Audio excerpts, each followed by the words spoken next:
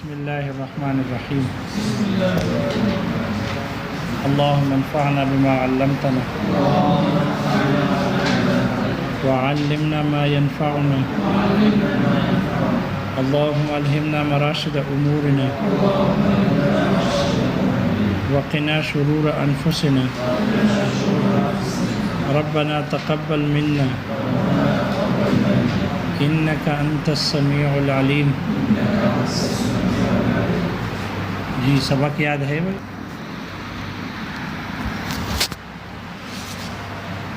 کیا بنے گا سمت کا؟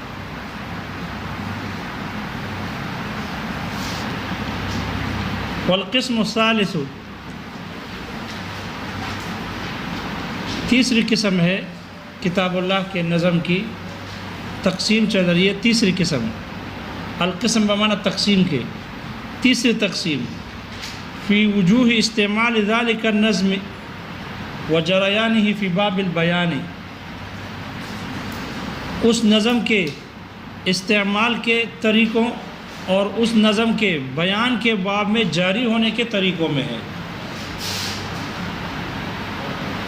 اور اس کی بھی چار ہی قسمیں ہیں: حقیقت، مجاز، صریح، کنایہ۔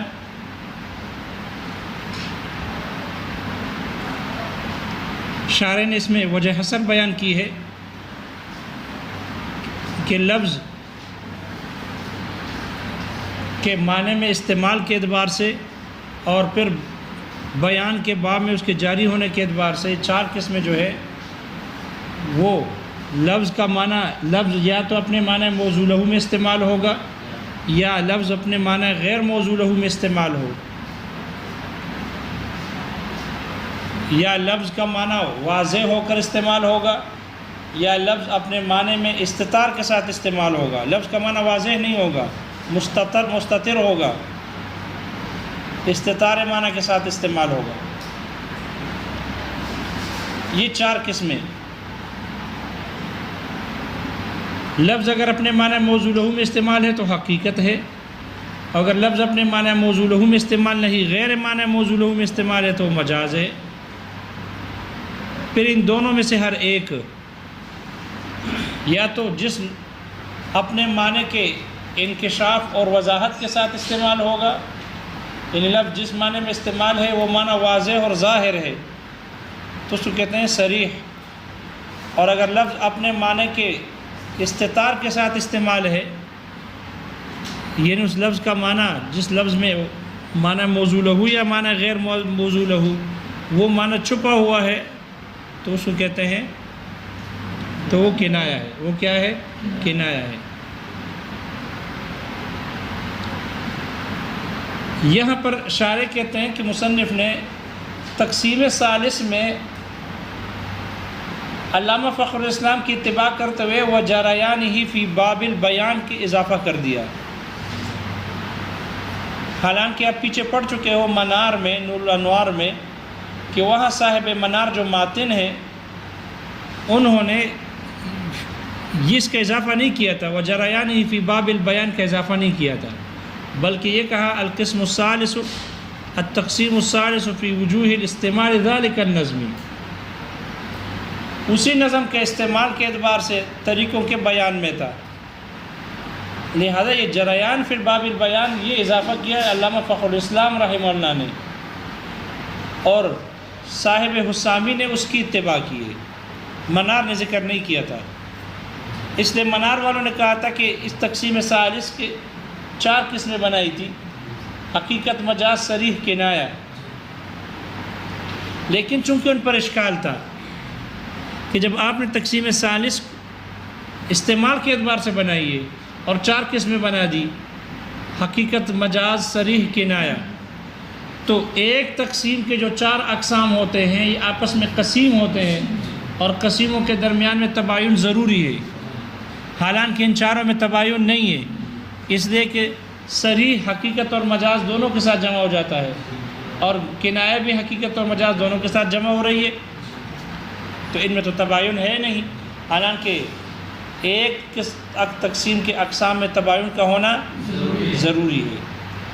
چونکہ صاحب منار پر اشکال ہو رہا تھا کہ چاروں میں تباین نہیں پایا جا رہا، اس لیے علامہ فخر الاسلام بزدوی رحمہ اللہ نے تعبیر یہ اختیار کی اور یہ کہا کہ القسم الثالث فی وجوہ استعمال ذلك النظم وجریانہ فی باب البیان، اس کا اضافہ کر دیا تاکہ حقیقت اور مجاز کو راجع کر دیا جائے اس لفظ کے استعمال کرنے کی طرف، اور صریح اور کنایہ کو راجع کر دیا جائے بیان کے باب میں اس کو جاری ہونے کی طرف راجع کیا جائے۔ لہذا علامہ فخر الاسلام بزدوی رحمہ اللہ نے تقسیم ثالث کے دو تقسیمیں کر دی، ایک اس لفظ کا استعمال کے اعتبار سے اور ایک اس لفظ کا جاری ہونے کے اعتبار سے، معنی کے بیان کے باب میں، معنی کے بیان کے باب میں اس کے جاری ہونے کے اعتبار سے ہے، تو جاری ہونے کے اعتبار سے الگ تقسیم کر دی اور استعمال کے اعتبار سے الگ۔ استعمال کے اعتبار سے دو قسمیں ہوگی، حقیقت مجاز، اور جاری ہونے کے اعتبار سے دو قسمیں ہوگی، صریح کنایہ۔ ان پر اشکال نہیں ہو رہا، کیوں؟ اس لیے کہ اب ایک تقسیم کی دو قسمیں ہو گئی اور جریان کے اعتبار سے دو قسمیں ہو گئی۔ اب اگر یہ صریح اور کنایہ حقیقت اور مجاز کے ساتھ جمع ہو تو ہو جائے، کوئی حرج نہیں ہے۔ ایک تقسیم کے اقسام دوسری تقسیم کے اقسام کے ساتھ جمع ہو سکتے ہیں۔ ایسا ہو سکتا ہے کہ ایک لفظ خاص بھی ہو اور حقیقت بھی ہو، خاص الگ تقسیم ہے، حقیقت الگ ہے، خاص بھی ہو اور ظاہر بھی ہو، الگ الگ تقسیمات ہو سکتے ہیں۔ کوئی بات سمجھ میں آ گئی؟ تو اس اشکال سے بچنے کے لیے کہ چونکہ ان میں تباین کا ہونا ضروری ہے، اور صاحب منار کے تقسیم کے مطابق اگر ہم چار ہی قسمیں بنائیں گے ایک ہی قسم تقسیم کر کے تو پھر تباین نہیں ہو سکتا، اس لیے علامہ فخر الاسلام بزدوی رحمہ اللہ نے اس اعتراض سے بچنے کے لیے تقسیم ثالث کو دو حصوں میں تقسیم کر دیا۔ صاحب حسامی نے بھی اسی کی اتباع کرتے ہوئے جریان فی باب البیان کو ذکر کیا، البتہ ان پر اعتراض ہوگا۔ صاحب حسامی اور علامہ فخر الاسلام بزدوی رحمہم اللہ پر یہ اعتراض ہے کہ جو ہم نے تقسیمات کو چار میں بیان کیا تھا، ہم نے حصر چار میں بیان کیا تھا کہ تقسیمات کتاب اللہ کی تقسیم لفظ اور معنی کے اعتبار سے چار ہیں، اور یہاں جب تقسیم ثالث دو پر مشتمل ہو گئی تو پھر تقسیمات چار نہیں بلکہ پانچ ہو گئی، تو وہ جو حصر چار میں بیان کیا تھا وہ تو باطل ہو گیا، تقسیمات کا چار میں منحصر ہونے کا حصر باطل ہو گیا۔ یہ اعتراض ان پر ہوگا، لیکن شارح کہتے ہیں اگر اعتراض ہو تو ہو جائے، کوئی حرج نہیں ہے، چار میں حصر باطل ہو جائے گا تو باطل ہو جائے، کوئی حرج نہیں ہے۔ کیوں؟ اس لیے کہ وہ جو حصر چار میں تھا تقسیمات کا وہ حصر استقرائی تھا، عقلی تو نہیں تھا، وہ حصر کیا تھا؟ استقرائی تھا۔ ہم نے تلاش کیا تو کتاب اللہ کے نظم اور معنی کی ہمیں چار تقسیمات مل گئی، لہذا ہم نے کہا ہم نے تقسیمات کو چار میں منحصر کر دیا۔ یہ استقرائی ہے، تتبعی ہے، جستجو تلاش سے ہمیں چار ملی تو ہم نے چار میں حصر کو بیان کیا۔ علامہ فخر الاسلام کو پانچویں بھی مل گئی، اس اعتراض سے بچنے کے لیے۔ تو چونکہ حصر استقرائی ہے اور استقرائی میں کمی بیشی ہو سکتی ہے، استقرائی میں کمی اور بیشی ہو سکتی ہے، لہذا اگر وہ تقسیمات چار نہ پانچ ہو گئے تو کوئی حرج نہیں ہے۔ جو حصر استقرائی ہوتی ہے وہ بڑھ سکتی ہے، جو حصر عقلی ہوتی ہے وہ نہیں بڑھ سکتی، چونکہ ایک چیز میں عقلاً چار ہی صورتیں ہوں تو پانچویں کیسے آئے گی؟ اگر پانچویں بیان کرو گے تو پھر وہ حصر کیا ہو جائے گا؟ پھر حصر باطل ہوگا، پھر آپ کا حصر درست نہیں ہوگا، پھر وہ ناجائز ہوگا۔ لیکن چونکہ سابقہ حصر چار میں وہ استقرائی تھا، اب اگر ادھر پانچویں بن رہی ہے تو بن جائے، کوئی حرج نہیں ہے، وہ حصر استقرائی ہے، عقلی نہیں ہے۔ وہ جواب سمجھ میں آ گیا؟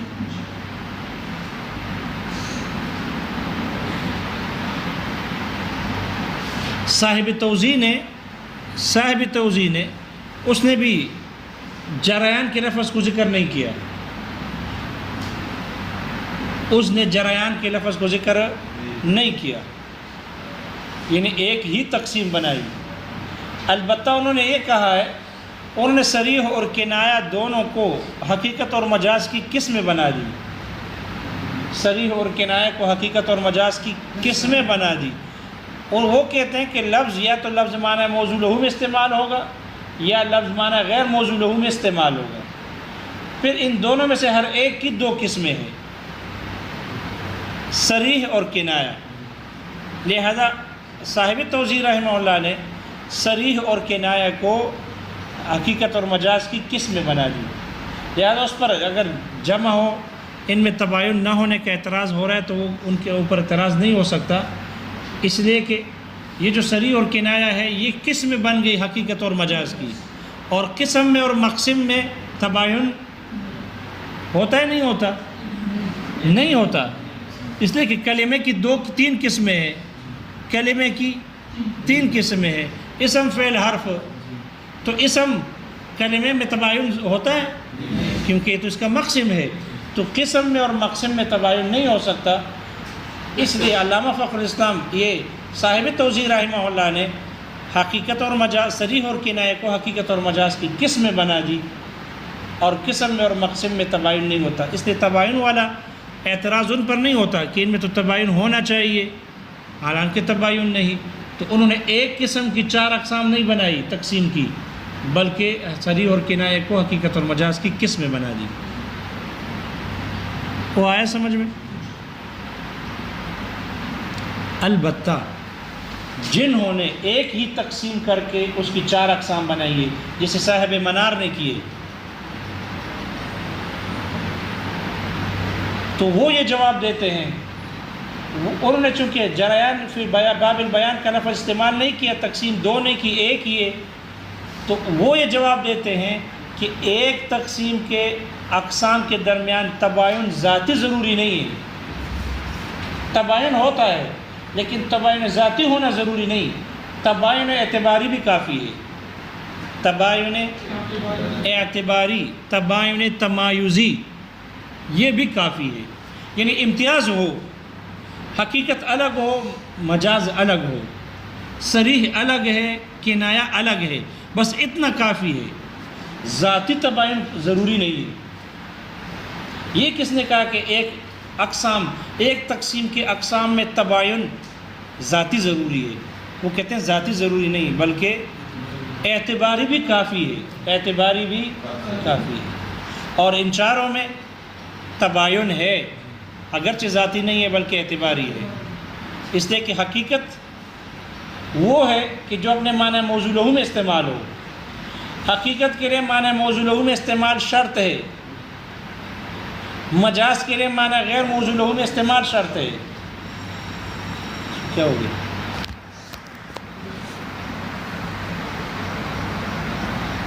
یہ بات سمجھے؟ صریح کے لیے معنی کا واضح ہونا ضروری ہے۔ دیکھو حقیقت کے لیے معنی موضوع لہو میں استعمال ضروری ہے، چاہے اس کا معنی واضح ہو یا واضح نہ ہو، اس سے قطع نظر ہے۔ مجاز کے لیے لفظ کا معنی غیر موضوع لہو میں استعمال ضروری ہے، چاہے اس کا معنی واضح ہو یا نہ ہو۔ صریح کے لیے معنی کا واضح ہونا ضروری ہے، چاہے اس کا معنی موضوع لہو ہو یا نہ ہو، اور کنایہ کے لیے معنی کا مستتر ہونا ضروری ہے، معنی کا چھپا ہوا ہونا ضروری ہے، چاہے وہ لفظ موضوع لہو ہو یا معنی یا موضوع لہو نہ ہو۔ تو تباین آ گیا، اس کے لیے موضوع لہو ہونا ضروری ہے، ان کے لیے غیر موضوع لہو ہونا ضروری ہے، دونوں میں تباین ہے، موضوع لہو ہونا اور غیر موضوع لہو ہونا۔ ان کے لیے معنی کا واضح ہونا ضروری ہے، ان کے لیے معنی کا واضح نہ ہونا ضروری ہے۔ تو تباین ہے، البتہ تباین ذاتی نہیں ہے بلکہ، اور ایک تقسیم کے اقسام کے لیے تباین ضروری ہے، ذاتی ضروری نہیں ہے، اعتباری بھی کافی ہے۔ اس لیے وہ حضرات کہتے ہیں ان 4 میں تباین ہے۔ جب تباین ہے تو پھر 2 تقسیمیں بنانے کی ضرورت نہیں ہے۔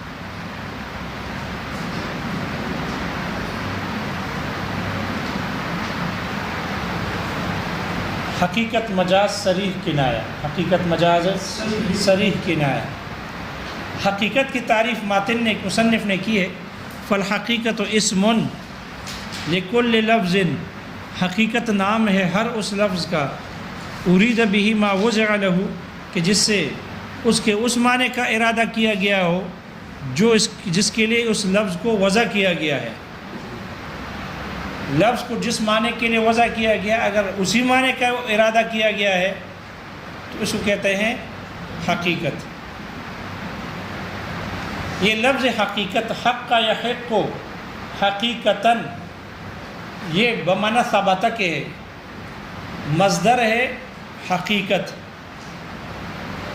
حق کا یحق کو بمعنی ثبت یثبت کے ہے، تو حقیقت فعیلۃ کے وزن پر ہے، حقیقت فعیلۃ، یہ بمعنی اسم فاعل کے ہے، یہ بمعنی اسم فاعل کے، ثابتۃ کے معنی میں ہے، ثابتۃ، چونکہ حقیقت کو بھی حقیقت اسی لیے کہتے ہیں کہ اس میں بھی لفظ اپنے معنی موضوع لہو میں ثابت رہتا ہے، اس سے آگے نہیں جاتا، اس لیے حقیقت کو حقیقت کہتے ہیں۔ بعض حضرات کہتے ہیں کہ نہیں، یہ حق کا یحق کو حققت الشیء سے ماخوذ ہے، اور یہ حقیقتاً یہ مفعول، اس میں مفعول کا صیغہ ہے، محقوقتاً کے معنی میں ہے، مثبتتاً کے معنی میں، محقوقتاً حقیقتاً بروزن فعیلتاً ہے، لیکن اس میں مفعول کے معنی میں ہے، محقوقتاً، لہذا ثبت نہیں بلکہ ثابتتاً کے معنی میں نہیں بلکہ مثبتتاً کے معنی میں ہے، ثابت شدہ، جس کو ثابت کیا گیا ہو۔ تو پھر حقیقت کو حقیقت اس وجہ سے کہتے ہیں کہ اس میں لفظ کو اپنے معنی موضوع لہو میں ثابت کیا جاتا ہے،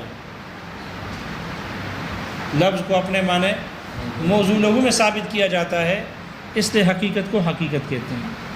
شارح کہتے ہیں کہ حقیقتاً میں جو تا لگی ہوئی ہے گول تا، یہ تا تانیث یہ نقل کے لیے ہے، کس کے لیے؟ نقل کے لیے، اس لیے کہ یہ تو مصدر ہے، حقیقت مصدر ہے اور مصدر وصف ہوتا ہے، تو پھر اس کو وصف سے منتقل کیا گیا اسمیت کی طرف، وصفیت سے اسمیت کی طرف منتقل کیا گیا، اس لیے یہ تا نقل کے لیے ہے۔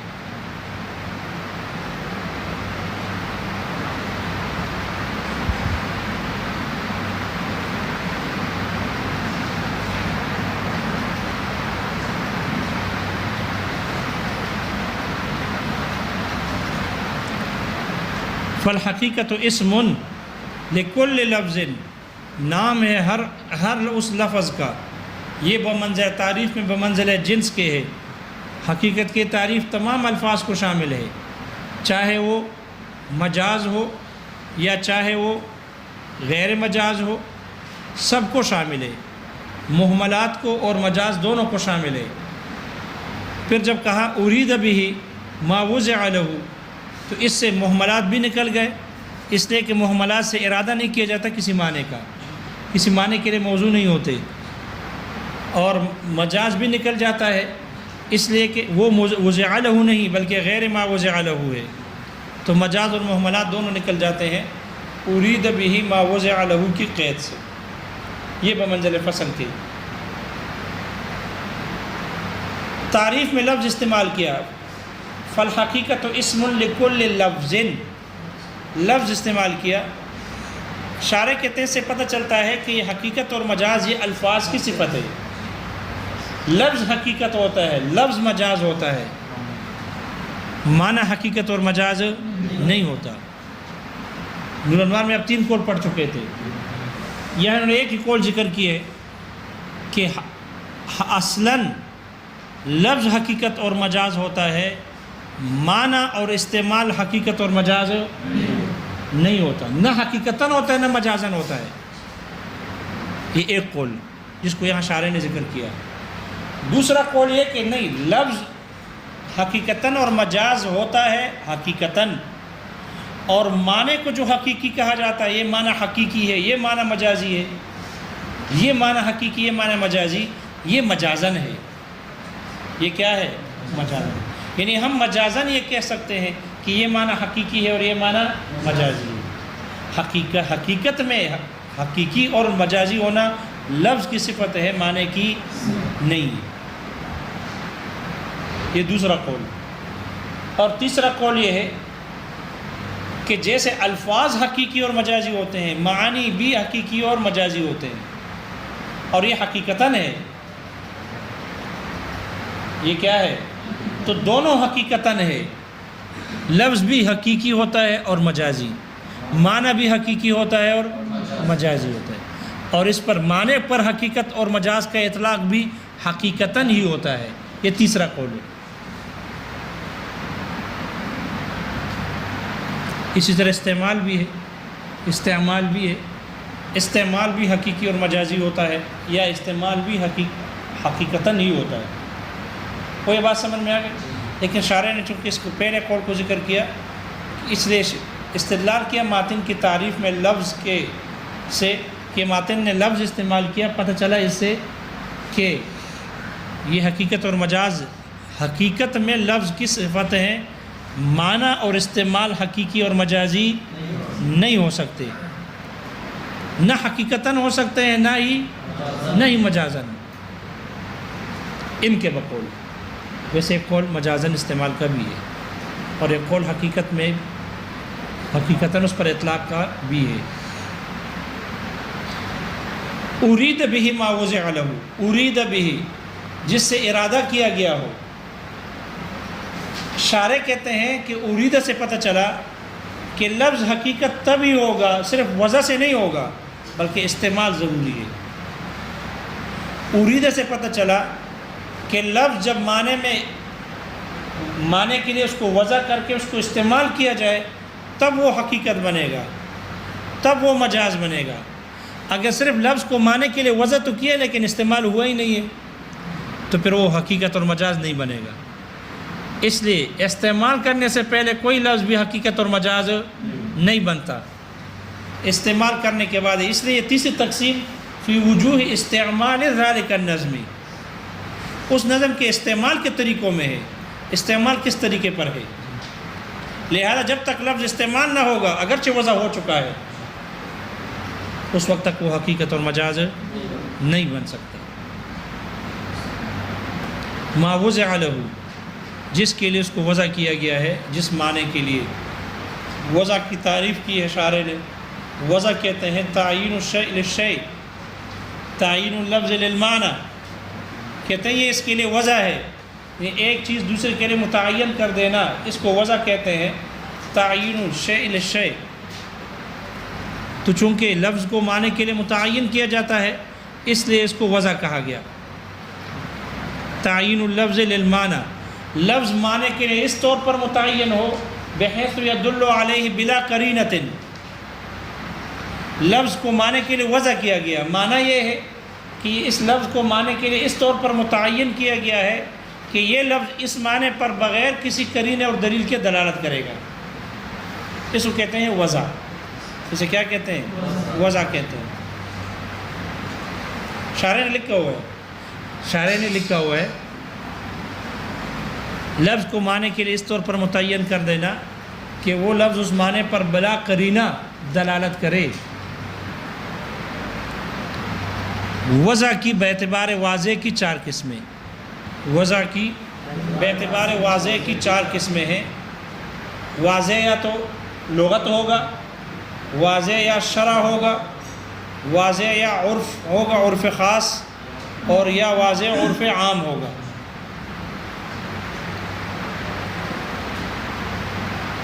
واضح لغت ہو، جیسے لفظ صلاۃ کو بمعنی دعا کے لیے لغت نے وضع کیا ہے، لہذا ہم کہیں گے صلاۃ بمعنی دعا، یہ وضع لغوی، حقیقت لغویہ ہے، کیونکہ لغت نے اس کو اس معنی کے لیے وضع کیا ہے، لہذا یہ اس کا معنی موضوع لغو ہے لغتاً، تو یہ حقیقت لغویہ ہو گئی۔ شریعت نے لفظ صلاۃ کو منتقل کیا ارکان معلومہ کے لیے، لہذا ہم کہیں گے یہ صلاۃ بمعنی ارکان معلومہ یہ مجاز لغوی ہے، یہ مجاز ہے لغتاً اور حقیقت ہے شرعاً، اس لیے کہ شریعت نے صلاۃ کو وضع کیا ارکان معلومہ کے لیے۔ فرق سمجھ میں آ رہا ہے؟ یا عرفی خاص ہو، یہ جتنی اصطلاحات ہیں، جتنی بھی اصطلاحات ہیں، خاص عام یا جنس نوع فصل،